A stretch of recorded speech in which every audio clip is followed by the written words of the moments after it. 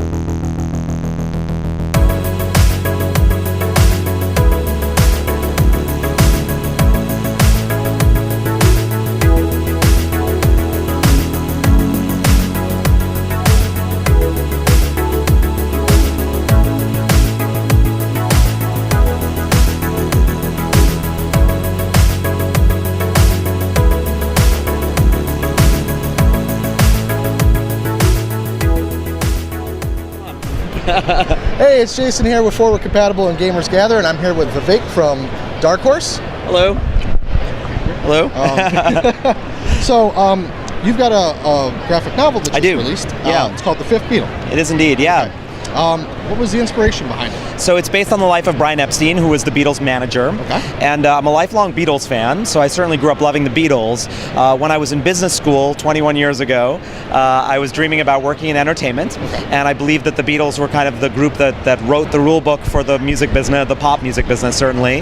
And so being a little academic, a little geeky, like, I'm proud to fly that flag here, I thought I should study the lives of the great entertainment visionaries. Okay. So this is what led me to wanting to learn a little bit about Brian Epstein. Okay. And I was initially chasing the business stories. How did he get the Beatles a record deal when no one wanted to sign them? How did he come up with the suits and the haircuts? He packaged and presented them. How did he convince Ed Sullivan to book the band when a British band had never made an impact in the United States? These are the stories I was after. And they're wonderful stories. They're in the book, and if you're a Beatles fan, they're a particular treat. But what I wasn't expecting was the human side of his story that I uncovered. In brief, he was gay at a time where it was against the law. It was literally a felony to be gay. He was Jewish at a time of pervasive anti-Semitism, and he was from Liverpool. And Liverpool, prior to the Beatles, had no cultural influence. Okay. So you've got this gay Jewish man running around Liverpool saying, "I found a local band. They're going to be bigger than Elvis. They're going to elevate pop music into an art form." It was crazy. People like you, they laughed at him. They thought that, A, the dream is crazy, and B, people like you don't do these sorts of things. Sure. And that's what I could really relate to. And that's a very long-winded answer to your question.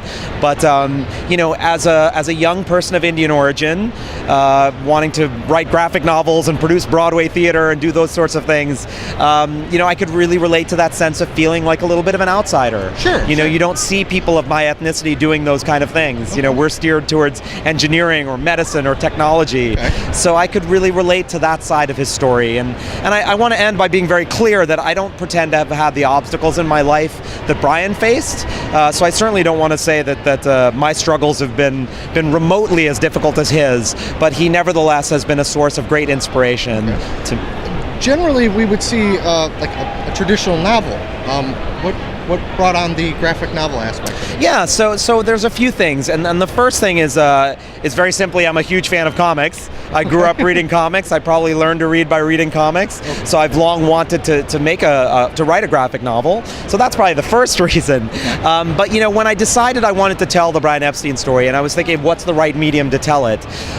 For whatever reason, it struck me in terms of color palette. Okay. The story starts off in 1961 Liverpool. which is very industrial, dark, gray, drab, very black and white, Very if you will. stereotypical for the time. Yeah, indeed. And the story ends in 1967 London, which is the birth of the psychedelic era. It's literally a Technicolor dream. Okay. So, I saw the story as moving from black and white to color. So thinking in those color-oriented terms, that to me, the two mediums that most powerfully use color in their narrative is film and graphic novel. So that's what I decided, that I would do both, and we really have been doing both. The book has taken on a life of its own and got finished first, but we are also developing a film, which we're very excited about. That's what I wanted to ask you. Yeah. How did that come about? Yeah, so as I said, from the very beginning, I thought of both, It looks, the book came out in November, and it's done tremendously well. We were just nominated for 2 Eisner Awards, and if you're a comics industry professional, please vote for us. It's at voteeisner.com. I will pull that up on the yes, bottom. please. So it looks as though, in the success of the book, the film is sort of overnight taking off. And there's no question that the book is propelling the film forward. But the truth is, we've also been developing the film for almost a decade. Okay. So it's been a long time coming. I'm very proud of it. We've secured rights to Beatles music. Paul McCartney, Ringo Starr, Yoko Ono, and Olivia Harrison have all signed off on the project through Apple Corps, which allowed us to do a deal with Sony ATV. So we have access to Beatles music for our film. Paul McCartney in particular is a huge fan. He wrote us a lovely letter. He loves the book, which is very gratifying. Yeah. So we have music rights. Peyton Reed is attached to direct. He's amazing. He directed The Breakup, Bring It On, and Yes Man, and also Down with Love. He's an amazing director. Bruce Cohen is my co-producer on the project. Bruce won the Academy Award for American Beauty. He also produced Milk and Silver Linings Playbook, so he was nominated 2 other times, and he produced Big Fish for Tim Burton, so he's also incredible. We have the A-Team on board. It's amazing. Support system there. It's amazing. We're casting Brian Epstein right now. We'll talk about the casting process this afternoon at our panel at 4:15. Okay. And we're on track to shoot in early 2015, in early next year. That is phenomenal. It's really unfolding like a dream come true. A lot of hard work, but I know it's been a dream come true. To predict it, but what do you see in the future? What's your next project after this? Yeah, well, I am very focused on the Fifth Beatle for now, but there are a few other things I'm working on. I'm working with Alanis Morissette, and we're adapting her album Jagged Little Pill for the stage. Okay. I was a producer of Green Day's American Idiot, the Broadway musical based on the Green Day album, so we're sort of doing a similar thing with what I did there for Alanis and Jagged Little Pill. Very excited about that. I hope to be announcing our writer on that project within a month, so that's kind of off to the races. I'm also adapting the Amelia Rules graphic novels, or children's comics, I guess I should say, written by Jimmy Gownley, a New York Times best-selling series of children's books. We're adapting that for film and television, so very, very excited about that. And again, I love comics, so I'm doing more comic work. I'm going to be doing some short stories for Valiant. Okay. So I'm very excited about that, and I do have a few other graphic novel ideas that I can't quite share yet, but some more stuff coming soon. Perfect. Well, we definitely look forward to seeing the movie and seeing more of your work. I haven't had a chance to pick up the book yet, but I'm definitely going to now. Thank you. So, Please, Dark Horse can hook you up. I think I'm going to go around the corner. So, fantastic. Again, thank you for your time, and we're going to let you get back to the I really appreciate it. Thank you. Perfect. We're going to take a look at the Bolt.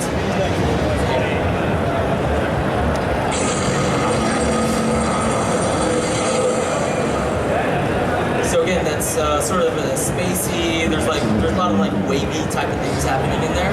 We wanted to give it that sort of mechanical, fiery, sparkly aspect to his Bolt. So we're gonna listen to his own.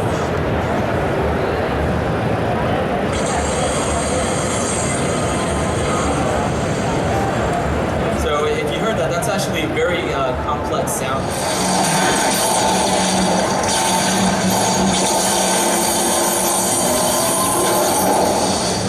And he got it. We good? Are we recording, Brian? Yes? Probably. Is the little red light on? There's a red light, but there's also, what does it mean? No bats, no men. No what? No bat, no No mem? bat? No bat, no mem? Right, what does that mean? No Batman. No Batman. So we're good. There's no Batman. Okay. What's up, everybody? It's Jason here from GamersGather.com and Forward Compatible. I'm here with the illustrious Matt Hayes. Matt, where the hell are we?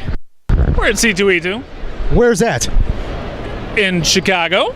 And what are we doing? Absolutely nothing. Nothing at all. Nothing No. at all. Nope. We're sitting here being idiots. Yeah, it's a good Yep. time. So you just stopped by to meet just a couple of people today, right? Yeah, I went to go see that one guy from Warehouse 13. That one guy? That one guy. Just the one guy? Yeah, Okay. yeah, the one. And Ernie Hudson, Yeah. walked by him and started, salivating in the mouth a little bit. Yeah. Got a little hungry for a photo. But yeah. How'd that work out? Well, wedding in 3 weeks. I'm broke. I have no money in my wallet whatsoever. Big hole. Yeah. So I wasn't going to come at all, but I'm kind of a huge nerd, and so I just couldn't stay away. You gotta do it all slow. The slow reveal. There it is. Oh, Captain America. Yeah, kind of a Cat fan. America. Yeah. America. Yeah. So I think that about does it. How do you feel about this interview? It's been an interview. Yeah. There's been some questions. I've given a There's couple been some answers. answers. There's been a couple answers. Not many. Not as many questions as there has been answers. I know, and I can't help but notice that Tony and Mark felt too cool to come and hang out. Yeah. Those Well, douchebags. Yeah, I got to get Hayes a hard time because he still has not made his profile at gamersgather.com Started yet. doing it, And then, and then I didn't do it.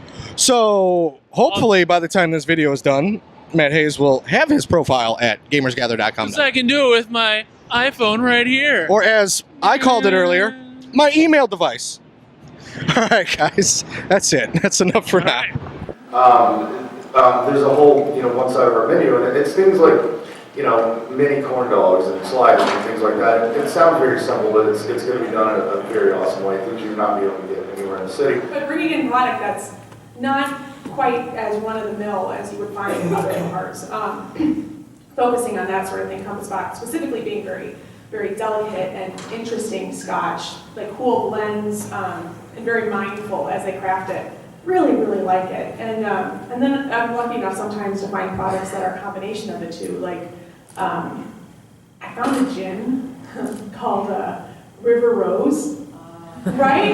And so I was like, oh, it's delicious. I thought, there's a lot of ways to incorporate, geek into beverage. The first thing I said was that ultimately everything has to be delicious. We can put, molecular blah blah into this and name it this and all that stuff, but none of that matters if it tastes like crap. So that is, fist pump, So you can expect that everything will be yummy, and then I'll find a way to get the nerd in there in a good way. Hey, it's Jason here from Gamers Gather and Forward Compatible, and I'm here with Matt from inkwhiskey.com. He's got a pretty unique product that we found here at C2E2. It is a NES cartridge flask. Drunk Hunt. So, I want to start off, what was the inspiration behind taking the concept of an NES controller and turning it into a flask? That's actually a really good question. I actually work for the airline industries, and I see people trying to kind of sneak alcohol into planes all the time.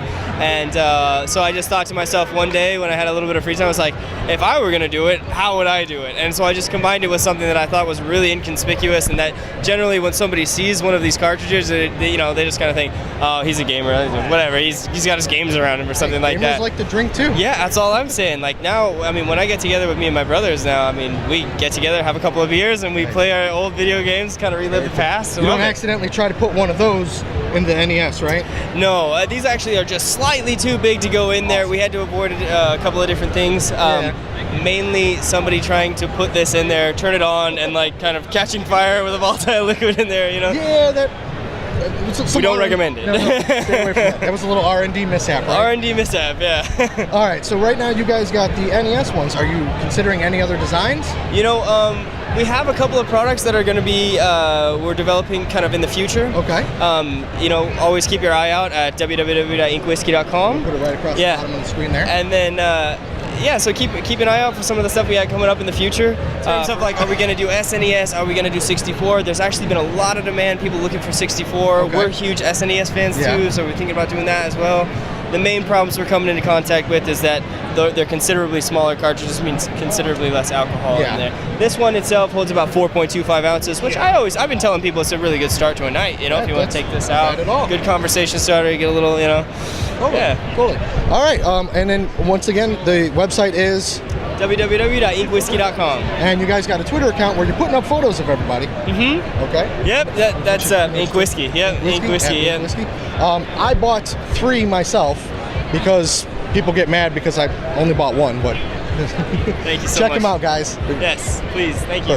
Yes. What's up, everybody? It's Jason from Forward Compatible and GamersGather.com. I'm here with Christina Hi. and Brian. who? Brian. Yeah. Who? Brian. Gotcha. Brian. Sober Brian. Sober Brian. And I feel a little inadequate because she's got a mic flag. Yeah, I made that. Yeah. From Press Start to Play. That's our website. Bottom of the screen. Yep. Press start to Watch play. magic. There it is. Wow. Fantastic. So you guys are also here with fancy press passes. yes, I got one of those thingies. Yes. And what are you guys doing here this weekend? We're going around, we're interviewing some people from Dark Horse, as well as a lot of the cosplayers running around. And we've been doing panels, and also talking to a lot of people from wargaming.net and a lot of other things. And what have you been doing this weekend? Yesterday, I drank a little too much, but today, I've just been enjoying everything with everybody. Just walking around, making sure, taking it easy. You did Twitch yesterday, right? I did Twitch yesterday. I did the Titanfall tournaments. How'd you do? Bad. He lost. Honestly, I did pretty bad. But And, overall, it's been fun. and I'm here interviewing friends. That's great. I mean, we're good friends. You've known me for a very long time. Yes, We go back a long time. we do. We could basically almost go back to our crib days. You hold that one. Yes. Like, I mean, it could be there. Mm-hmm. Like, yeah. Yep. Yep. We're just having fun. We just got our picture taken too. I don't know. I've decided that I look like the female version of Nathan Drake with this brown jacket. We might have to ask Tony Capello about that. Why? That's because he's obsessively played those recently. Yes. He just played all Not of them. recently. He platinumed. That's his life obsession. He is platinumed Nathan the Drake. Vita one. He did. Oh, really? Yes. Okay. He's got I a think problem. he's got all of them. Okay. Yeah. How you doing, Brian? We've got Brian from Impoverished Geek over there. He's pretty awesome. Yeah. He might get published soon, so you should really pay attention to that guy. Up and coming. Up and coming. Up and He's coming. he's already there. That's He's a his- creative genius. That's That's what what he his said. business card says. Wait, what does it say? Untapped creative genius. Untapped creative genius, right there. Here's the question of the day. How do you eat your cereal? I put the cereal in, and then I put milk in it. Okay, Some so your people drink cereal it, but first I don't and then drink milk the on milk. top? Yeah. You don't drink the milk afterwards? No. I actually drink a little bit of the milk afterwards. Okay, but how do you Not prepare much. Cereal first, milk on top. it? You hear that, Capello? Cereal first, milk on top. Wait, did we just like? You're telling me He doesn't. bowl with milk Ew. and then puts the cereal in? That's gonna splash everywhere. What's wrong with you? very odd. This has been an ongoing feud for over a year now. That's So really weird. That is very weird. it is. So that's enough for us for now. That's just